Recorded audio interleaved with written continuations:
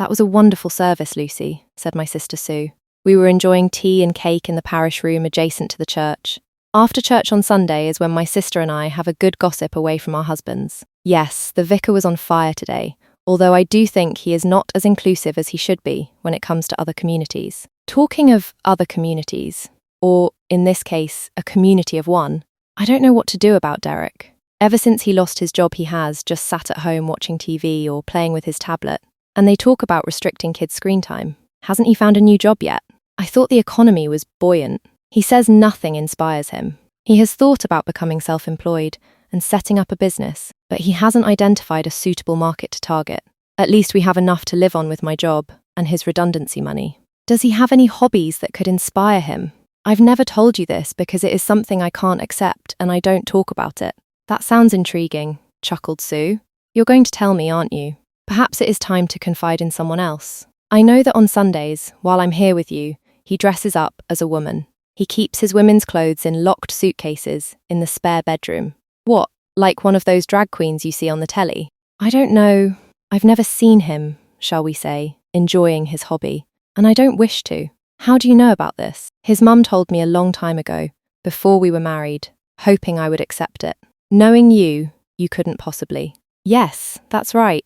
But I loved him and wanted to marry him, so I decided that I didn't want to know but would kick him out if I saw him wearing a dress. Would you? During the early years, that was definitely the intention, but as we have grown older together, I'm not so sure. So why are you telling me this now? Have you changed your mind? Not really, but I thought I might accommodate his propensity to a small degree and hopefully get him off his arse. So, have you thought of something that would allow him to wear a dress but to your advantage? Or am I making 2 + 2 = 5? No, 4. My idea is that if and when he is doing any household chores, he may be appropriately dressed. What, like a housewife or a maid? Yes, he can either dress as I do, or as a traditional stereotypical housewife if he prefers, or even a maid or a daily, as long as he looks acceptable to me and to any caller. I'm thinking he could do this while I was at work. Less distressing for me. The upside is that I get more free time. I work all day, why should I do the housework as well? It sounds more like role reversal. It's an excellent idea, I might suggest it to Julian. Why does your husband want to dress as a woman as well? Sue suddenly stopped talking as the vicar had joined them. Good morning, Mrs. Pink, Mrs. Gray. Good morning, Reverend Harris. Lovely service, I responded. Why, thank you. Can I ask your advice, Reverend? Asked Sue. Of course, helping where I can is one of my parochial duties. A friend of mine's husband wants to dress up as a woman to do the housework. What should I advise her? I think you must be mistaken, my dear. Men don't want to dress as ladies, the idea is preposterous. I've never heard of such a thing. Anyway, it is the woman's duty to look after her husband and do the housework. That is why you are housewives. You will have to excuse me, ladies, I've just remembered something I should be doing. A rather flustered vicar fled from the room. Well, that's put us in our place, chuckled Sue. His attitude has swayed me. I'm going to offer my husband the opportunity to wear a dress in return for doing housework. Housewives, indeed. What century does the vicar think he's living in? The agreement, Derek. Can you please lift your feet? I was vacuuming the living room, and my husband had his legs stretched out reading the paper. If you are going mope around the house all day, at least you can do something useful and help me with the chores. Or get a hobby. That's women's work, he replied. Just like our vicar. That made me so angry that I decided the time had come to confront him. Derek, I know you dress in women's clothes. He looked stunned. How did you know? A wife knows these things. Too many telltale signs over the years. As it was mostly harmless and out of my sight, I've tolerated it. I've never mentioned it before as I didn't want to see you dressed as a woman. I've now changed my mind. His eyes opened and a smile crossed his face. I think I've got him. That's great. Don't jump to conclusions, there are conditions. You can only dress as a woman while you are carrying out household chores. I can do that, but what happens when I finish? I had assumed he would change back, but I suppose he cannot keep changing back and forth. If you are working most of the day, I think it would not be unreasonable for you to stay dressed, say to have lunch or have a break. Otherwise, if you want to dress as a woman and you have no household chores, then you can do so provided you stay out of my sight in the spare bedroom.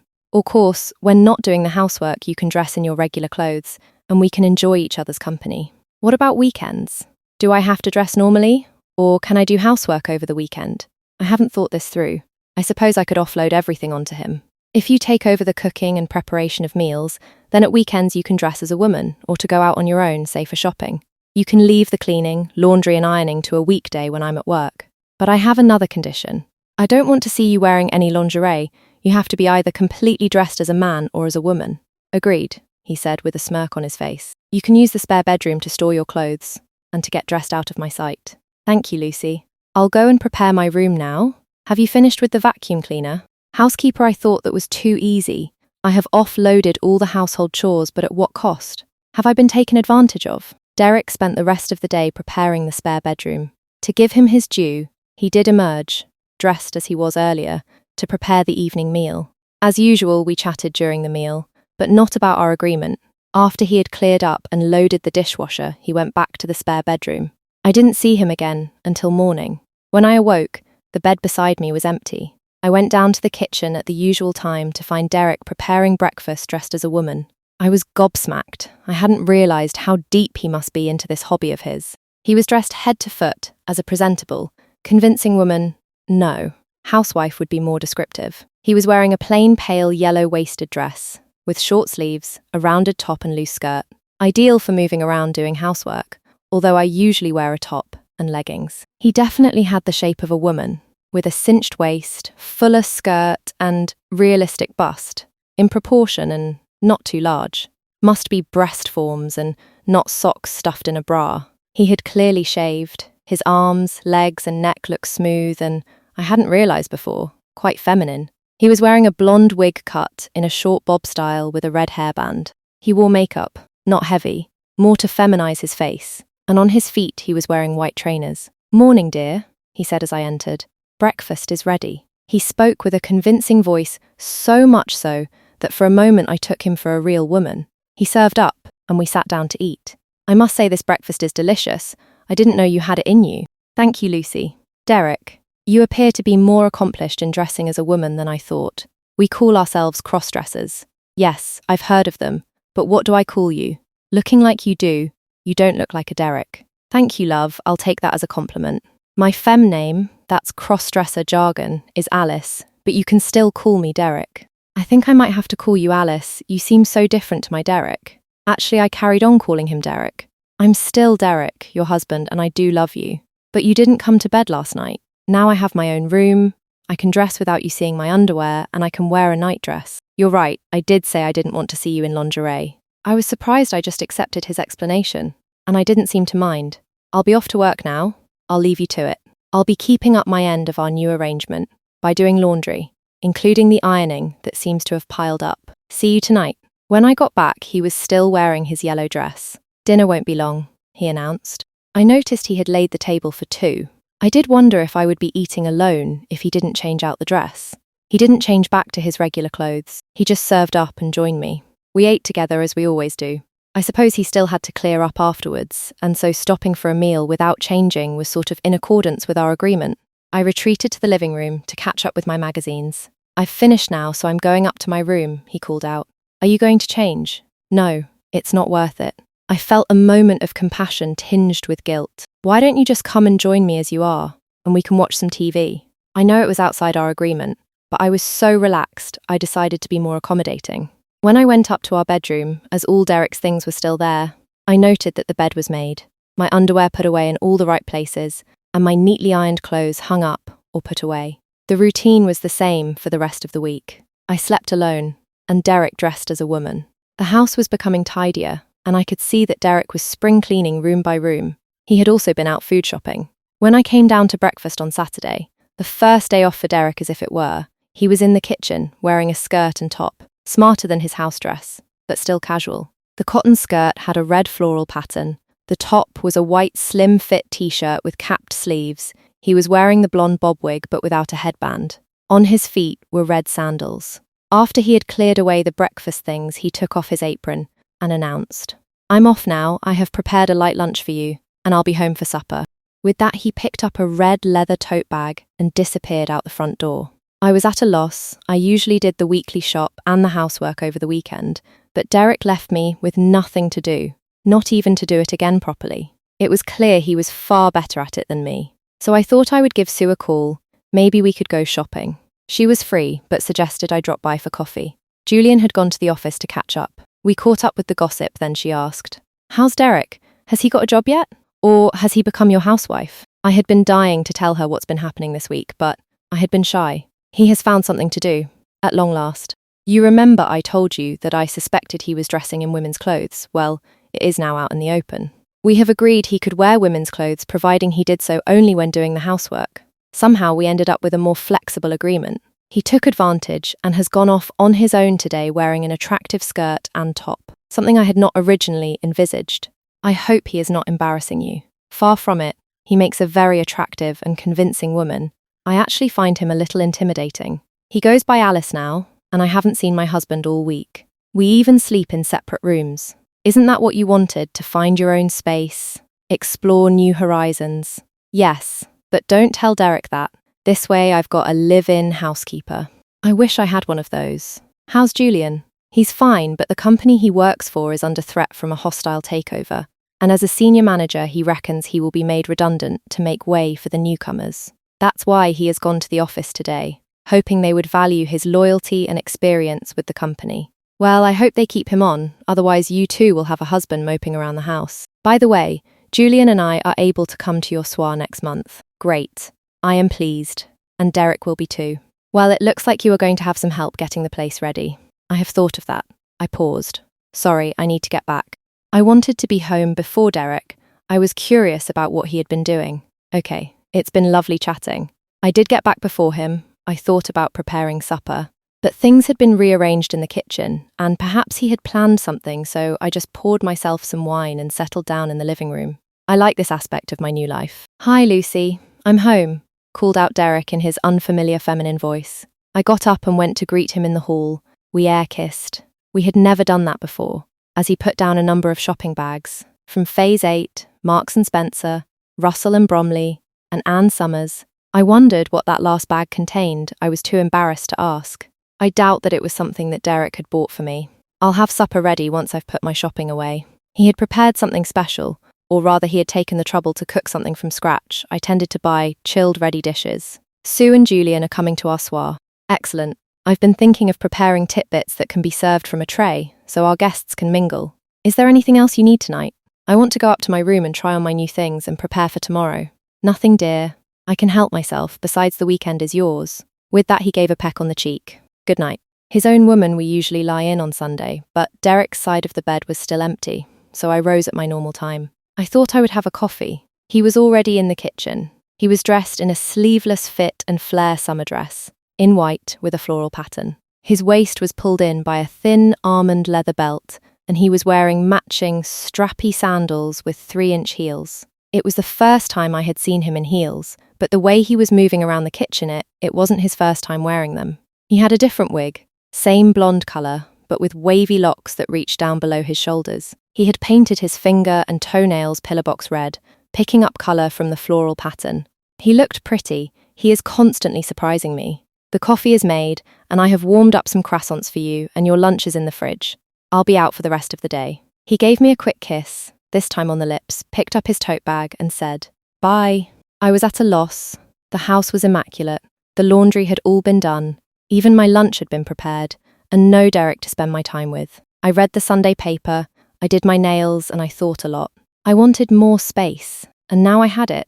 It was empty. I was the one now moping around the house. I don't know what time he got in, but there he was up bright and early, serving me breakfast so I could get off to work. The weeks went by, with the same routine, and never once did the old Derek re-emerge. He prepared everything. I had nothing to do. Somehow he had kept to our agreement while dressing as a woman all day, every day, and I had a nice clean house in return, without lifting a finger. On that front he had over-delivered. One Sunday morning I had to ask, "Derek, where do you go on Sundays? To have brunch at the lodge? Isn't that a gay club?" "Yes and no. It's inclusive and accepts all comers. You don't have to be gay. It has a lounge bar and restaurant, as well as a club area in the basement."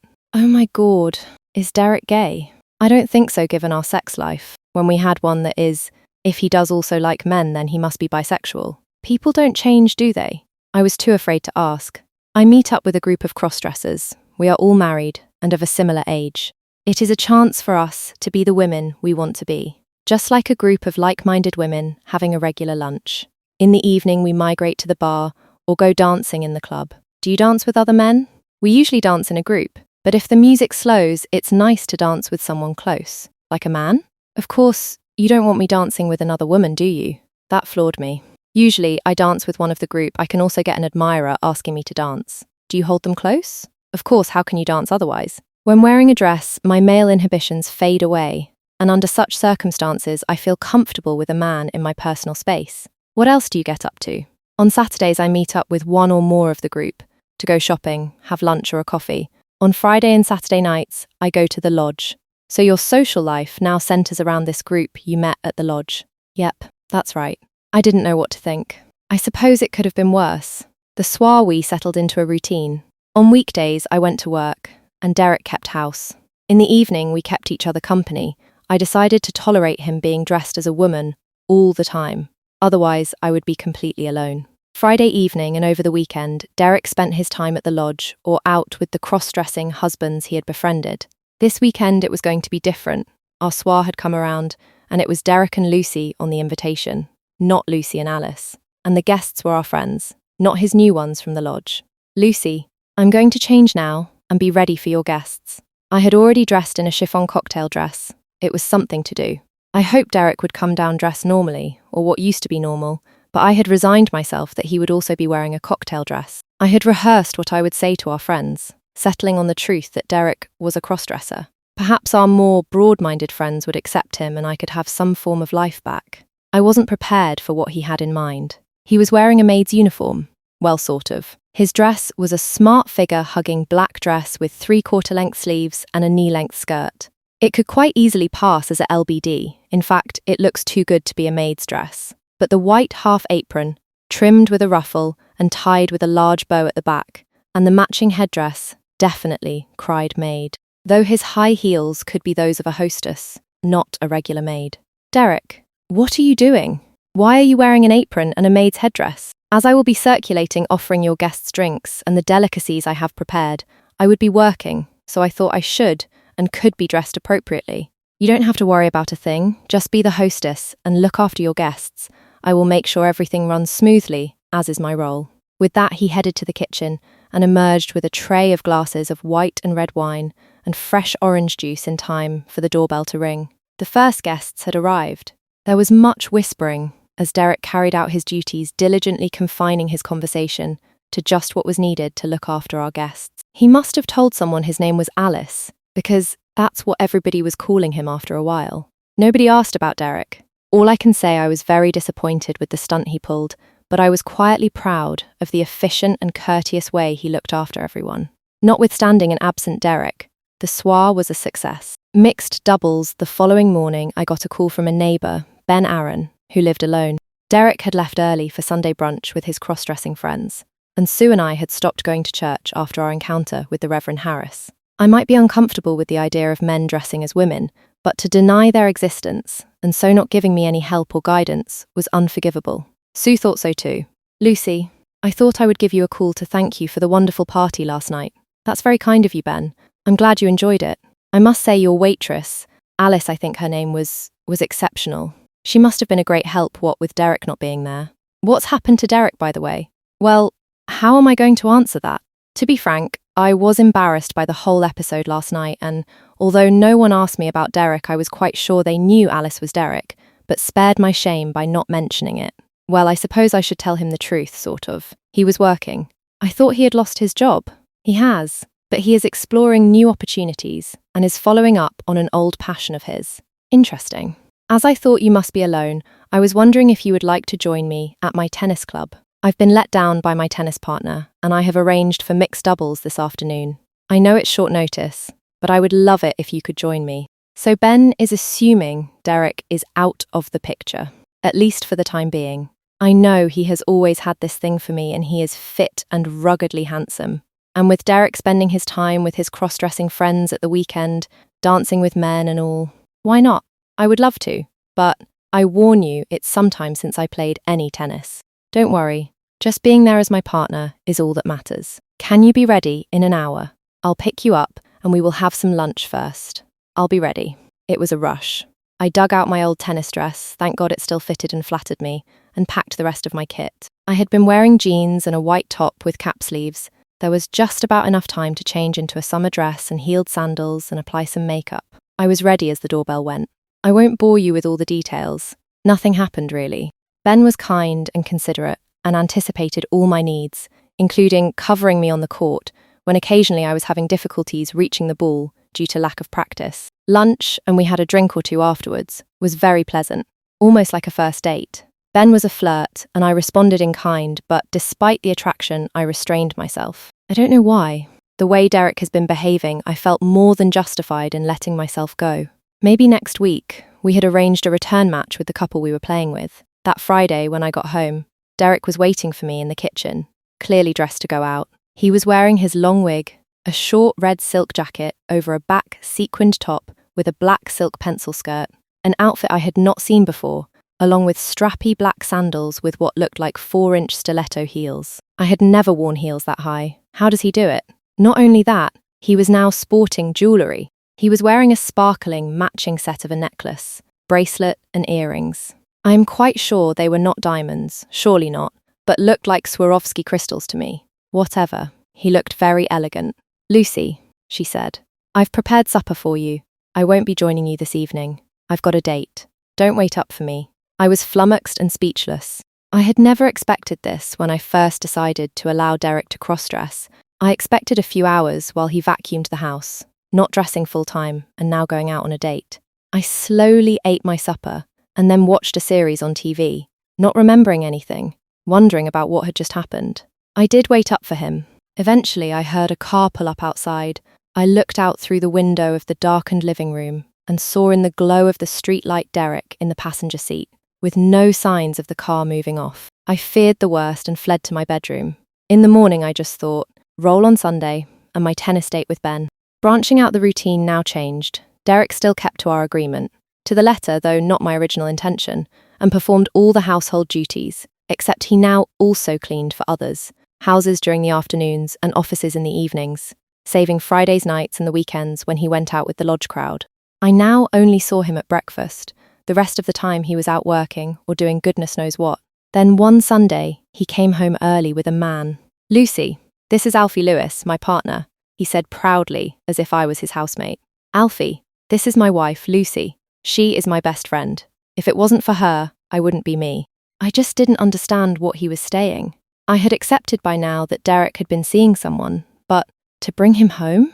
Does that mean he's serious? I thought it was important that you should be introduced to each other, especially as Alfie is going to be my sleeping partner, said Derek, all smiles. "You two go through to the living room while I fetch us some wine," he added. "Well, this is awkward. I just wanted to escape to my bedroom and be alone. Mrs. Pink, or may I call you Lucy?" "Lucy, please," although I wanted to reply Mrs. Pink, emphasizing the Mrs. "Since we first met, Alice has told me so much about you that I insisted we should meet given our future together." "Your future together?" At that moment, Derek entered the room carrying a tray. "Sorry about the delay. Here's the wine as promised." He offered a glass to Alfie, and then one to me. "Here's to us," as he raised his glass. I wondered who us's was. We drank in silence.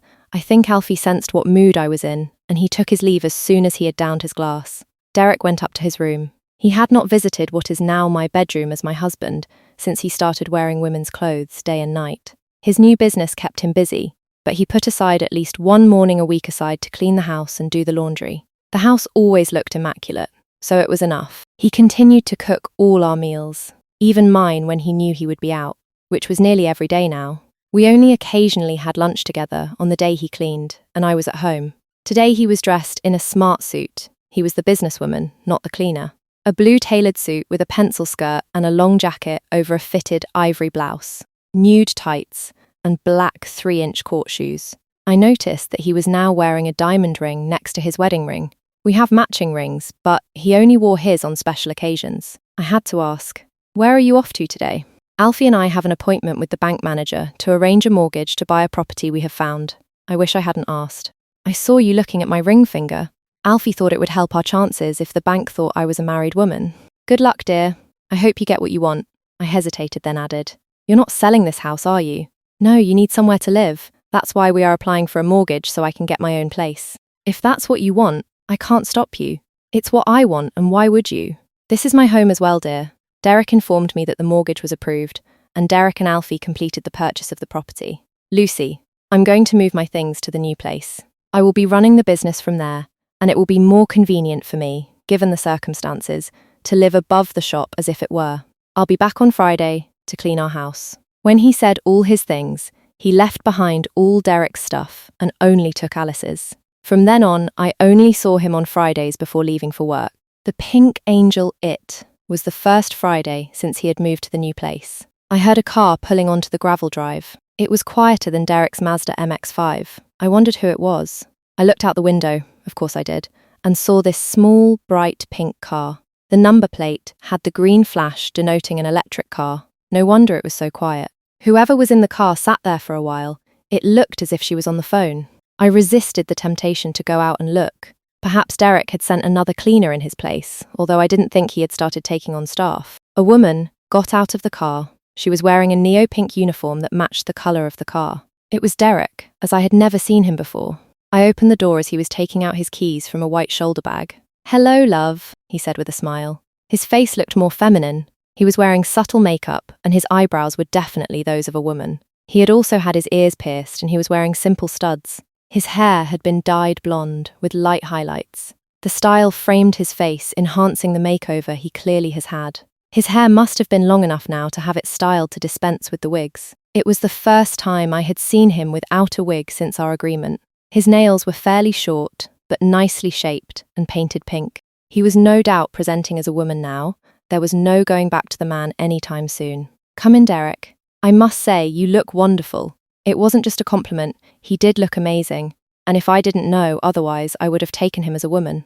"Thank you," he gave me a peck on the lips. "Hearing that from you has made my day." He was carrying white holdall, which he placed on the hall floor before giving me a hug.